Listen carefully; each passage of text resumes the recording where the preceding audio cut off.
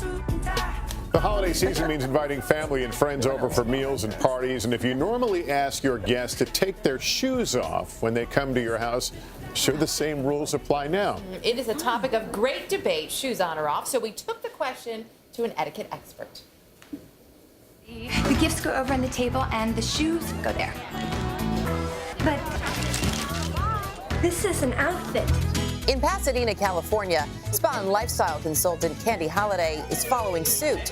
What are your shoes doing on Instagram? I don't know. It's a no shoes party.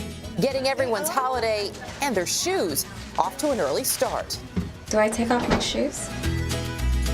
I expect for people to take their shoes off in my home because, you know, I would respect their wishes and their home. If you're a guest and you're asked to take off your shoes, take them off. Tonight, her 20-some-odd guests have left their shoes at the door, trading them in for socks and slippers. If I didn't have a pedicure, it would be totally annoying. It surprised me at first, but the fact that slippers are provided makes me feel a lot more at ease about it. It's an interesting concept to take off your shoes at a holiday party. Since that's her request and we're the guests, I think we should abide. Can you take your shoes off, please? But does the ask alone get partygoers off on the wrong foot? It isn't rude for a hostess to ask a guest to take off his or her shoes, but I think it's a little inconsiderate. In the beginning, it was really for me about like keeping the house clean and, you know, taking care of it since it's historic. But to me, it just shows respect. This party proving you don't need shoes to have a good time. Well, it turns out Candy and her guests are not alone. 89% of the folks who responded to a poll on the interior design blog Apartment Therapy said shoes off means shoes off anytime. They didn't feel there should be any exception to the rule just because it is a holiday party. Wow. And whether you're a host or a guest, this is the time of year where there are a lot of questions about good manners and etiquette. We've got some help for you. Anna Post is an etiquette expert and the great-great-granddaughter of Emily Post, and Chuck Nice is a comedian, which qualifies you for so much. Yes, to comment on anything. That's why we bring you here. Anything in the world. Which is perfect. So in terms of anything, should you ask your guests if you're no shoe? Full disclosure, my house, I don't like shoes on.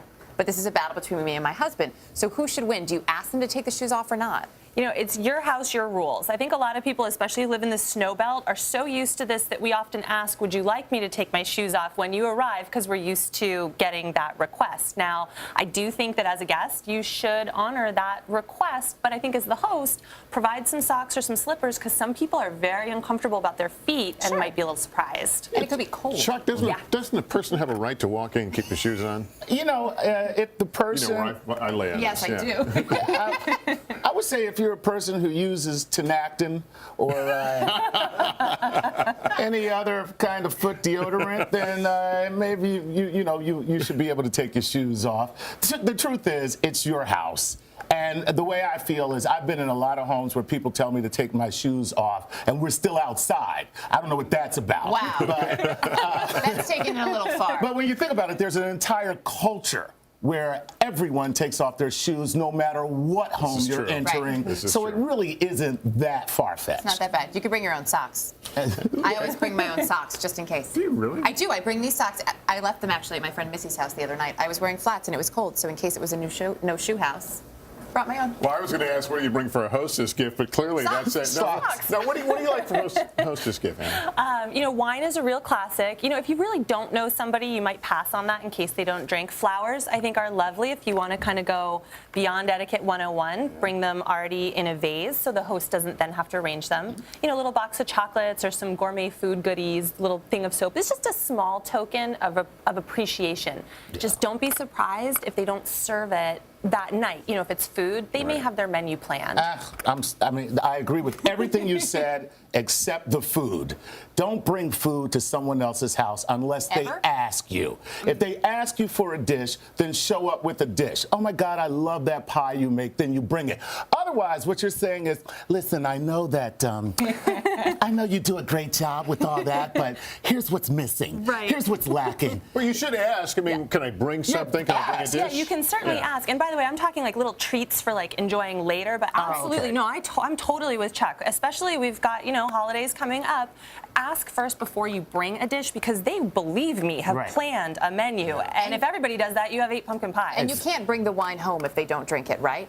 It's a little awkward, yeah. I mean that very seriously. This question came up recently, and I thought, of course you wouldn't bring it home. And someone said, well, yeah, I would. No, I spend a lot of money on that. It. No, what you do is you open it up at the house and start drinking it right in front of them. Well, that solves that issue. Also on our list this morning, because we're spending time with family and friends, is it okay nowadays to say to people, the Thanksgiving table is a no phone area? You know, this doesn't work. I vote yes. I think it's okay, as everybody comes into the dining room. Okay, folks, dinner time, put your phones away, leave them in the living room. And then you're not pointing out that one person at the table who has their phone and saying, Chuck, turn off your phone, please. And it would be me.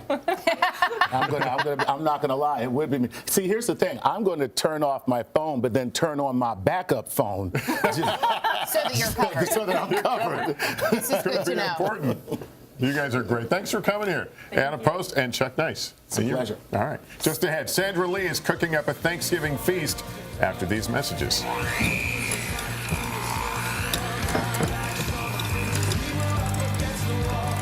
There are seniors